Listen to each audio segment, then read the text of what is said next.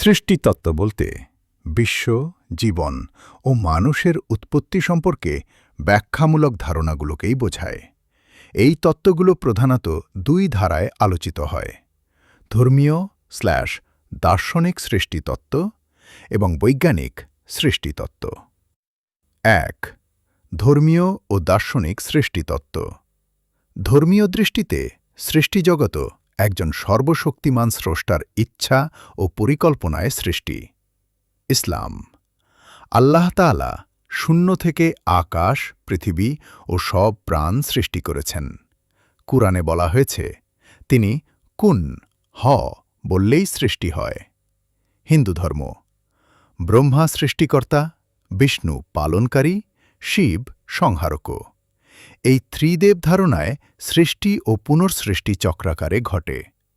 খ্রিস্ট ধর্ম: ঈশ্বর ৬ দিনে সৃষ্টি করেন এবং সপ্তম দিনে বিশ্রাম নেন। বাইবেলের আদি পুস্তকে এই বর্ণনা আছে। দার্শনিক ভাবনা: প্লেটো, এরিস্টল প্রমুখ সৃষ্টিকে কোনো চূড়ান্ত কারণ বা আদর্শ রূপের সঙ্গে যুক্ত করেছেন।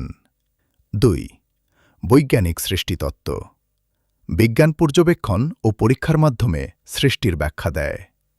বিগ ব্যাং তত্ত্ব: প্রায় ১৩.৮ বিলিয়ন বছর আগে অত্যন্ত ঘন ও উত্তপ্ত অবস্থা থেকে মহাবিশ্বের সূচনা।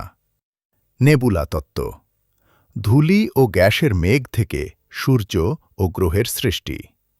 বিবর্তন তত্ত্ব: ডারউইন: দীর্ঘ সময়ে প্রাকৃতিক নির্বাচনের মাধ্যমে জীবের বৈচিত্র্য ও মানুষের বিকাশ। ৩. তুলনামূলক দৃষ্টিভঙ্গি: ধর্মকে সৃষ্টি করলেন? এই প্রশ্নে উত্তর দেয়। বিজ্ঞান কিভাবে সৃষ্টি হল এই প্রক্রিয়াকে ব্যাখ্যা করে। অনেক চিন্তাবিদ মনে করেন, ধর্ম ও বিজ্ঞান পরস্পর বিরোধী নয়, বরং ভিন্ন ভিন্ন স্তরে সত্যকে ব্যাখ্যা করে।